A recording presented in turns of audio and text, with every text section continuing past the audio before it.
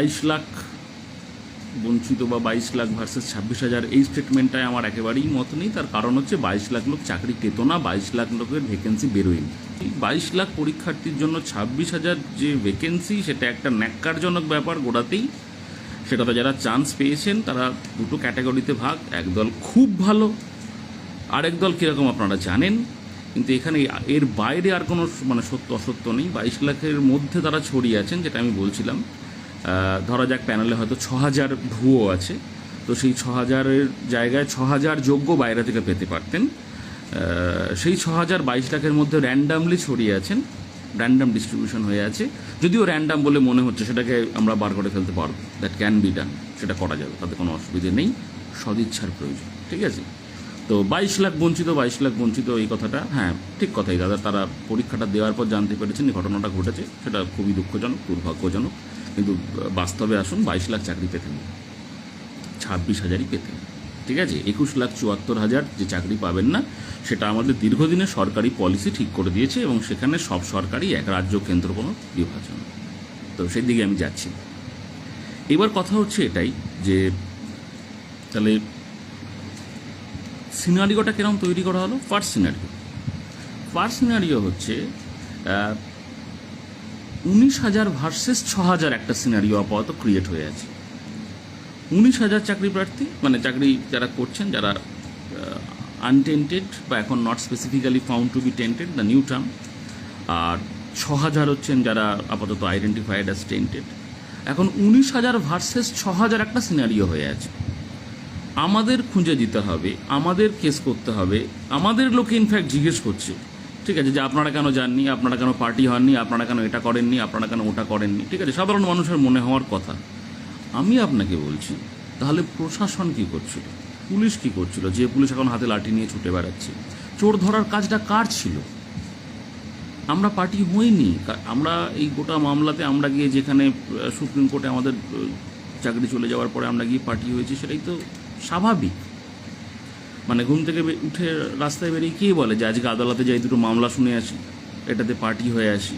এটা হয় না তো, এটা তো স্বাভাবিক নয়। আপনি যতক্ষণ অ্যাফেক্টেড হচ্ছেন, আপনি আদালতে যান। কোনো সেইন মানুষ, কোনো সুস্থ মানুষ, তিনি আদালতের পথে যান?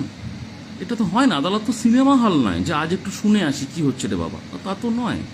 যতক্ষণ মামলা এগিয়েছে, সাধারণ মানুষ যেমন ভেবেছেন আমরাও তেমনই ভেবেছি। সাধারণ মানুষও শকড ছিলেন যে যারা অযোগ্য তাদেরকে নিয়ে একটা প্রক্রিয়া চলছে, তাদেরকে বাদ দেওয়া হবে, তাদের এগেনস্টে রায় আসছে। ঠিক আছে, সেখানে আমাদের তো গিয়ে দাঁড়ানোর কোনো প্রয়োজনীয়তা ছিল না। ক্লাসে একটা গন্ডগোল হলে দুটো বাচ্চার মধ্যে, সেটা সামলানোর দায়িত্ব, প্রকৃত সত্য খুঁজে বার করার দায়িত্ব কার? মাস্টারমশাইয়ের তো। মাস্টারমশাই ছিল তো, প্রশাসন তো ছিল মাস্টারমশাই। সে যদি ফেল করে, যদি প্রশাসন তার দায়িত্ব সঠিকভাবে পালন করতে না পারে, তাহলে তো হেডমাস্টারমশাই ছিল। বিচার ব্যবস্থা যার কাছে আমরা যাই, যখন প্রশাসন আমাদের অধিকার থেকে বঞ্চিত করে, তখন তো আমরা বলি, আমরা তো যাই কোর্টে আমাদের অধিকার বুঝে নেওয়ার জন্য। তারা ছিলেন না। আমাদের এটা কী সিনারিও তৈরি করা হচ্ছে যে যোগ্য অযোগ্য মুখোমুখি দাঁড়িয়ে বুঝে নেবে, তারা লড়াই করবে। অযোগ্যরা স্কুলে যেতে গেলে যোগ্যরা আটকাবে, যোগ্যরা গিয়ে রাস্তায় দাঁড়িয়ে পড়বে, যোগ্যরা দৌড়ে গিয়ে সব কিছু ব্লক করে দেবে। কেন? যোগ্যদের নিজেদের প্রাণে বাঁচার জন্য সেগুলো করার দায়িত্ব আছে, আমি বুঝতে পারছি। কিন্তু এরকম হয় নাকি? তাহলে পুলিশ প্রশাসন সেগুলো তুলে দিন, যোগ্য অযোগ্য দুদিকে দাঁড় করিয়ে দিই, ওরা মারামারি করে ঠিক করে নি, কে স্কুলে যাবে। এটা সুস্থ ব্যবস্থা? তাহলে বিচার ব্যবস্থা, প্রশাসন, এগুলো তৈরি করার প্রয়োজন কি? রিক্রুটিং অথরিটির দরকার কি? দরকার নেই তো। আমার এই প্রশ্নটা রইল, এটাতে আমরা পরে আসবো।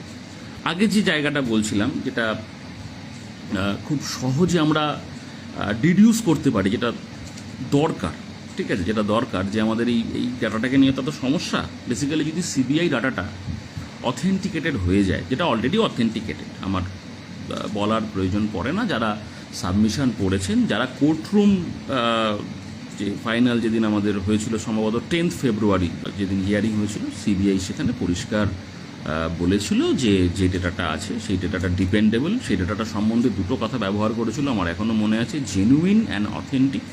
That means the data is reliable, এবং সেই ডাটার বেসিসে কিন্তু segregation is possible.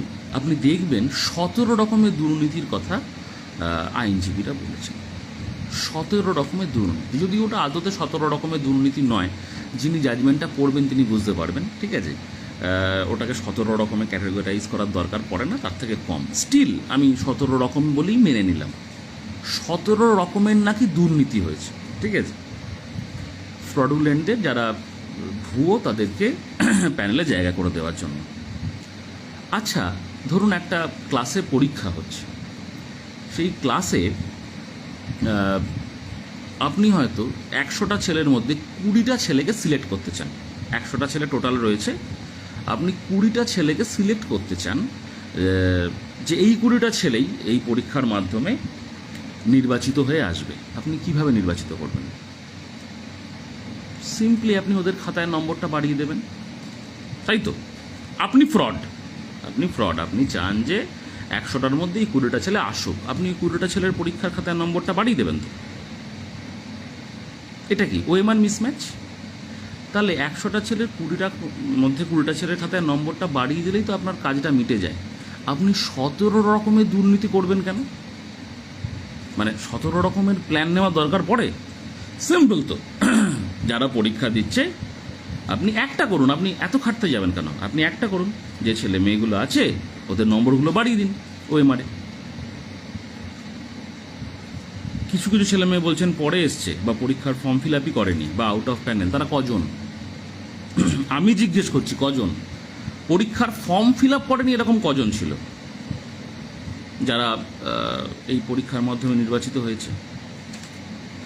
1 John, 10 John, 12 John, 20 John maximum.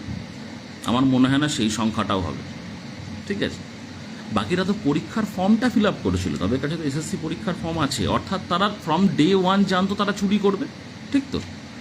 তাহলে তারা যখন পরীক্ষাটা দিল, ওই যে ওএমআরটা, সেই ওএমআরটায় তোদের নম্বরটা বাড়িয়ে দিলেই কাজটা মিটে যেত। দেখবেন যারা ওএমআর মিসম্যাচে চাকরি পেয়েছে সেখানে হচ্ছে ওরা প্রায় সবাই 53 করে স্কোর করেছে, আউট অফ 55 তারা 53 করে স্কোর করেছে, ঠিক আছে। টিচিংদের ক্ষেত্রে, নন টিচিংদের ক্ষেত্রে ডিফারেন্ট ভ্যালু হতে পারে, ঠিক আছে। এবার পয়েন্ট হচ্ছে এটাই, ওটা করলে তো কাজটা মিটে যেত। তাহলে 17 রকমের দুর্নীতি বার করার দরকার কি বললো?